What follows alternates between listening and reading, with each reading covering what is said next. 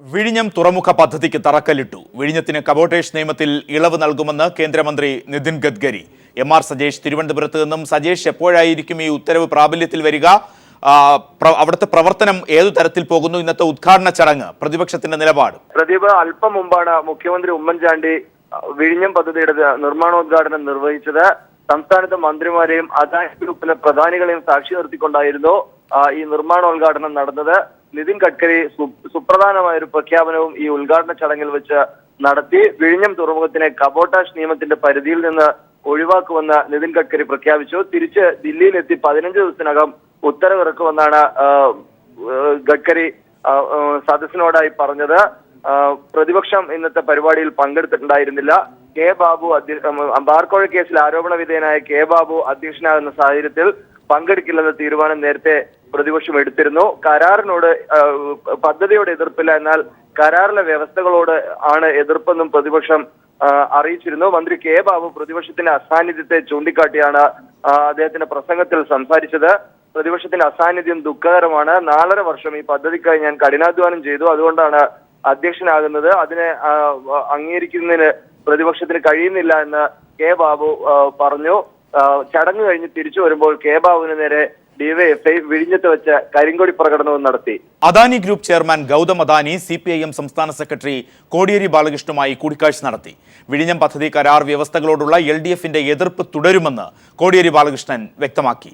ആരോപണ വിധേയരായ മുഖ്യമന്ത്രിയും എക്സൈസ് മന്ത്രിയും പങ്കെടുക്കുന്നതിനാൽ ഉദ്ഘാടന ചടങ്ങിൽ നിന്ന് വിട്ടുനിൽക്കാനുള്ള തീരുമാനം പ്രതിപക്ഷം നടപ്പാക്കുകയും ചെയ്തു. സ്വപ്ന പദ്ധതിയായ വിഴിഞ്ഞം യാഥാർത്ഥ്യമാകണമെന്നാണ് LDFന്റെ നിലപാട്. എന്നാൽ കരാർ വ്യവസ്ഥകളോടുള്ള എതിർപ്പ് തുടരും. സ്ഥലവും ഹാർബറും സർക്കാർ കൈവശം വെച്ച് നടത്തിപ്പ് മാത്രം മറ്റൊരാൾക്ക് നൽകുക എന്നതായിരുന്നു LDF കാഴ്ചപ്പാട്. എന്നാൽ ഹാർബറും സ്ഥലവും ഉൾപ്പെടെ 7000 കോടി രൂപയുടെ ആസ്തി അദാനിക്ക് 40 വർഷത്തേക്ക് നൽകിയ UDF സർക്കാർ നിലപാടിനോട് യോജിപ്പില്ല. ഞങ്ങൾ നേരത്തെ എടുത്തതുപോലെ ഇതിൻ്റെ നിബന്ധനകൾക്കെതിരായിട്ടുള്ള ഞങ്ങളുടെ പ്രതിഷേധം തുടരുകയും വിഴിഞ്ഞം ഹാർബർ അത് യാഥാർത്ഥ്യമാക്കുന്നതിനുള്ള നടപടികൾ സർക്കാർ സ്വീകരിക്കണം. അതിന് ഇന്നത്തെ വ്യവസ്ഥകളോട് ഞങ്ങൾ നേരത്തെ പ്രകടിപ്പിച്ച എതിർപ്പ് അതിൽ മാറ്റം വരുത്തേണ്ടുന്ന ഒരു സാഹചര്യവും ഇപ്പോഴും ഉണ്ടായിട്ടില്ല. പ്രദേശവാസികളുടെ ജോലിക്കാര്യവും മത്സ്യത്തൊഴിലാളികളുടെ പുനരധിവാസവും കോടിയേരി ചർച്ചയിൽ ചൂണ്ടിക്കാട്ടി. പ്രദേശവാസികൾക്ക് പരമാവധി ജോലി നൽകുമെന്ന് അദാനി വ്യക്തമാക്കിയതായി കോടിയേരി പറഞ്ഞു. എന്നാൽ പുനരധിവാസം ഉൾപ്പെടെയുള്ള കാര്യങ്ങളിൽ സർക്കാരാണ് നടപടി സ്വീകരിക്കേണ്ടതെന്ന് അദാനി കൂടിക്കാഴ്ചയിൽ പറഞ്ഞതായി കോടിയേരി ചൂണ്ടിക്കാട്ടി. CPIM സംസ്ഥാന സെക്രട്ടറിയുമായുള്ള കൂടിക്കാഴ്ച ഫലപ്രദമായിരുന്നുവെന്ന് അദാനി പറഞ്ഞു.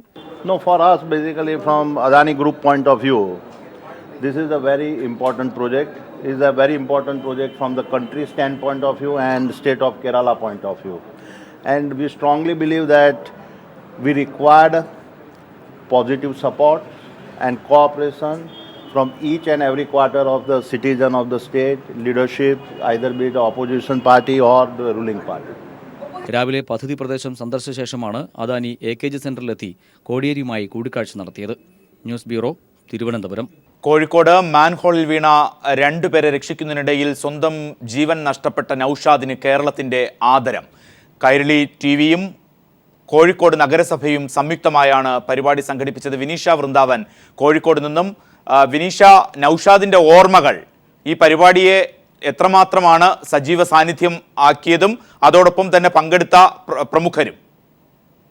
പ്രദീപ്, തീർച്ചയായും ഓർമ്മകൾ ചരിത്രമല്ല, ചരിത്രത്തിലേക്കുള്ള വികാരഭരിതമായ വഴി തുറക്കലാണ് ഒരിക്കൽ കൂടെ വിളിച്ചു പറഞ്ഞുകൊണ്ടാണ് മാൻഹോൾ ദുരന്തത്തിൽ 2 പേരുടെ ജീവൻ രക്ഷിക്കാനുള്ള ധീരമായ ഉദ്യമത്തിനിടെ ജീവൻ വെടിഞ്ഞ നൌഷാദിന്റെ സ്മരണ പുതുക്കി കോഴിക്കോട് പൗരാവലി ഒത്തുചേർന്നത്. ആയിരക്കണക്കിന് ആളുകൾ പങ്കെടുത്ത ഒരു വികാര നിർഭരമായ ചടങ്ങായിരുന്നു. കോഴിക്കോട് കോർപ്പറേഷനും കൈരളി പീപ്പിൾ ടിവിയും കൂടി സംയുക്തമായി സംഘടിപ്പിച്ച നൌഷാദിനെ മറക്കരുത്, നൌഷാദിന് ധീരതയ്ക്കുള്ള അവാർഡ് നൽകണം, ദേശീയ പുരസ്കാരം നൽകണമെന്ന ആഹ്വാനം ചെയ്തുകൊണ്ട് നടത്തിയ പരിപാടിയിലേക്ക് ഒഴുകിയെത്തിയത്. തീർച്ചയായും നേരത്തെ തന്നെ പ്രദീപ് സൂചിപ്പിച്ചതുപോലെ സാംസ്കാരിക, രാഷ്ട്രീയ, സാമൂഹിക രംഗത്തെ നിരവധി പേരാണ് ഈ ചടങ്ങിൽ പങ്കെടുത്തത്. ചടങ്ങിൽ Kairali TV news director NP Chandrasekharan സ്വാഗതം പറഞ്ഞു. Kozhikode corporation mayor VKC Muhammad Koya ചടങ്ങിന് അധ്യക്ഷത വഹിച്ചു. പ്രശസ്ത സാഹിത്യകാരൻ KP രാമനുണ്ണിയായിരുന്നു ചടങ്ങിന് ആമുഖ പ്രസംഗം നടത്തിയത്. മന്ത്രിമാരായ തിരുവഞ്ചൂർ രാധാകൃഷ്ണനും മന്ത്രി MK മുനീറും ചടങ്ങിൽ പങ്കെടുത്തു. ചടങ്ങിൽ പങ്കെടുത്തുകൊണ്ട് MK മുനീർ തന്റെ 1 മാസത്തെ ശമ്പളം നൌഷാദിന്റെ കുടുംബത്തിന് നൽകുമെന്ന് പ്രഖ്യാപിക്കുകയും ചെയ്തു. മറ്റു സഹായ സഹകരണങ്ങൾ നമ്മൾ ധനസമാഹരണം അല്ലായിരുന്നു ഈ ഒരു ഉദ്യമത്തിലൂടെ ഉദ്ദേശിച്ചിരുന്നെങ്കിലും നാടിന്റെ നാനാഭാഗത്തു നിന്നും കൈരളി പീപ്പിൾ TV നടത്തിയ ഈ ഒരു ക്യാമ്പയിന് സോഷ്യൽ മീഡിയയിലൂടെ ആണെങ്കിലും വലിയ രീതിയിലുള്ള പിന്തുണയാണ് ലഭിച്ചത്. ആ പിന്തുണ ധനസഹായമായും ഈ പരിപാടിയിലേക്ക് ഒഴുകിയെത്തി. 11,60,60,000 രൂപ നൌഷാദിന്റെ കുടുംബത്തിന് ഇന്ന് ഈ ചടങ്ങിൽ വെച്ച് കൈമാറി. കൈരളി TV ഡയറക്ടർ വിജയരാഘവനാണ് നൌഷാദിന്റെ അമ്മാവൻ ഷാഫിക്ക് ഈ തുക കൈമാറിയത്. MLA മാരായ ഇളമരം കരീം, AK ശശീന്ദ്രൻ, പുരുഷൻ കടലുണ്ടി, പ്രദീപ് കുമാർ എന്നിവരും ചടങ്ങിൽ സംബന്ധിച്ചു. കോഴിക്കോട്ടെ രാഷ്ട്രീയ വ്യക്തിത്വങ്ങളായ CPIM ജില്ലാ secretary P Mohanan master, DCC president KC Abu, CPI ജില്ലാ സെക്രട്ടറി TV ബാലൻ എന്നിവരും ചടങ്ങിൽ സംബന്ധിച്ചു. കോഴിക്കോട് കോർപ്പറേഷൻ പ്രതിപക്ഷ നേതാവ് PM സുരേഷ് ബാബു, നമ്മുടെ പ്രോഗ്രാം കമ്മിറ്റി സംഘാടക സമിതി ജനറൽ കൺവീനർ കൂടിയായ മുൻ Kozhikode mayor TP Dasan, Kairali TV director TR Ajayan, ഒപ്പം അനശ്വര പ്രണയത്തിന്റെ സ്മാരകമായി ഇന്നും നമ്മൾക്കിടയിൽ ജീവിക്കുന്ന കാഞ്ചനമാല എന്നിവരും ചടങ്ങിൽ മുഖ്യ വ്യക്തിത്വങ്ങളായിരുന്നു. നൌഷാദ് കോഴിക്കോട് ഓട്ടോ തൊഴിലാളി യൂണിയൻ പ്രതിനിധി, മരിച്ച നൌഷാദിന്റെ സുഹൃത്തു കൂടിയാണ്. നൌഷാദിന്റെ ഓർമ്മകൾ പങ്കുവെച്ച് നൌഷാദിന്റെ സുഹൃത്തായ ഓട്ടോ തൊഴിലാളി യൂണിയൻ പ്രതിനിധി നൌഷാദും, ഒപ്പം നൌഷാദിന്റെ അമ്മാവൻ മാൻഹോൾ ദുരന്തത്തിനിടെ മരിച്ച നൌഷാദിന്റെ അമ്മാവൻ ഷാഫിയും ചടങ്ങിൽ കൈരളി പീപ്പിൾ TVയോടും കോഴിക്കോട് കോർപ്പറേഷനോടും ഇത്തരത്തിൽ ഒരു പരിപാടി സംഘടിപ്പിച്ചതിനുള്ള നന്ദി അറിയിച്ചു. അതോടൊപ്പം തന്നെ കവി ആലങ്കോട് ലീലാകൃഷ്ണൻ നൌഷാദിനെ കുറിച്ച് രചിച്ച കവിത ചലച്ചിത്ര പിന്നണി ഗായകൻ അജയൻ ചടങ്ങിൽ ആലപിച്ചു. ഒപ്പം അജയൻ സ്വന്തമായി എഴുതിയ ഒരു കവിതയും നൌഷാദിനെ കുറിച്ച് എഴുതിയ കവിതയും ചടങ്ങിൽ ആലപിച്ചിരുന്നു. പ്രശസ്ത ചിത്രകാരൻ ഫ്രാൻസിസ് കോടങ്കണ്ടത്ത് നൌഷാദിന്റെ ജീവിതത്തെ ആസ്പദമാക്കി വരച്ച ചിത്രം ചടങ്ങിൽ വെച്ച് കൈമാറി. നൌഷാദ് ഉയർത്തിപ്പിടിച്ച ഒരു ധീരമായ ജീവിത മാതൃക ഇനി കോഴിക്കോട് നഗരം നമ്മളെല്ലാവരും ഏറ്റെടുക്കണമെന്ന പ്രതിജ്ഞ പ്രദീപ് കുമാർ MLA കോഴിക്കോട് ടാഗോർ സെന്റിനറി ഹാളിൽ തിങ്ങി നിറഞ്ഞ പുരുഷാരങ്ങൾക്ക് ചൊല്ലിക്കൊടുത്തു. മെഴുകുതിരി കത്തിച്ചുകൊണ്ട് നൌഷാദിന്റെ ഓർമ്മയെ മനസ്സിൽ ഒന്നുകൂടെ ഉണർത്തിക്കൊണ്ട് കോഴിക്കോട്ടെ പുരുഷാരം, കോഴിക്കോട് ടാഗോർ ഹാളിൽ തടിച്ചുകൂടിയ പുരുഷാരം അത് ഏറ്റുചൊല്ലി. വളരെ വികാരനിർഭരമായ ഒരു ചടങ്ങിനാണ് കഴിഞ്ഞ 2 മണിക്കൂർ കോഴിക്കോട് സാക്ഷ്യം വഹിച്ചത്. പ്രദീപ്, SNDP യോഗം രാഷ്ട്രീയ പാർട്ടി പ്രഖ്യാപിച്ചു. ഭാരത് ധർമ്മ ജനസേന എന്നാണ് പുതിയ പാർട്ടിയുടെ പേര്. സമത്വ മുന്നേറ്റ യാത്രയുടെ സമാപന സമ്മേളനത്തിൽ യോഗം ജനറൽ സെക്രട്ടറി വെള്ളാപ്പള്ളി നടേശനാണ് രാഷ്ട്രീയ പാർട്ടി പ്രഖ്യാപിച്ചത്. ഹിന്ദുരാജ്യം സ്ഥാപിക്കുകയല്ല പാർട്ടിയുടെ ലക്ഷ്യമെന്ന് വെള്ളാപ്പള്ളി നടേശൻ കൂട്ടിച്ചേർത്തു. നായാടി മുതൽ നമ്പൂതിരി വരെയുള്ളവരുടെ ഐക്യമെന്ന മുദ്രാവാക്യമുയർത്തി നവംബർ 23-ന് ആരംഭിച്ച SNDP യോഗം ജനറൽ സെക്രട്ടറി വെള്ളാപ്പള്ളി നടേശൻ നയിച്ച സമത്വ മുന്നേറ്റ യാത്രയ്ക്കാണ് ശംഖുമുഖത്ത് സമാപനമായത്. ശംഖുമുഖം കടൽത്തീരത്ത് ഒരുക്കിയിരുന്ന പടുകൂറ്റൻ വേദിയിൽ ദൈവദശകം ചൊല്ലി നിലവിളക്ക് തെളിയിച്ചതോടെ സമാപന സമ്മേളനത്തിന് തുടക്കമായി.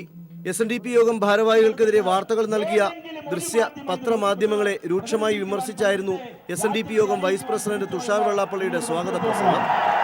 വളരെ സംഘടിതമായി കേരളത്തിലെ മുഴുവൻ മാധ്യമങ്ങളും നമ്മളെ എതിർത്ത സമയത്തും ഈ സമുദായം വളർന്നിട്ടുണ്ട് എന്നുള്ള കാര്യം ഇവർ മനസ്സിലാക്കണം. SNDP യോഗത്തിന്റെ കഴിഞ്ഞ 10-18 വർഷക്കാലത്തെ പ്രവർത്തനം എന്ന് പറയുന്നത് നമ്മുടെ കൂട്ടായ്മ ഉണ്ടാക്കിയെടുത്തത് മാധ്യമങ്ങളിലൂടെ അല്ല എന്ന സത്യാവസ്ഥ ഇവർ തിരിച്ചറിയേണ്ടതാണ്. പ്രത്യേകിച്ച് കേരളത്തിൽ മാധ്യമങ്ങൾ പറയുന്നത് മാത്രം വിഴുങ്ങുന്ന പൊട്ടന്മാരല്ല ഈ രാജ്യത്ത് ജീവിക്കുന്ന ആളുകൾ. പിന്നീട് നടന്നത് SNDP യോഗം ജനറൽ സെക്രട്ടറി വെള്ളാപ്പള്ളി നടേശൻ നടത്തിയ പുതിയ രാഷ്ട്രീയ പാർട്ടിയുടെ പ്രഖ്യാപനമായിരുന്നു.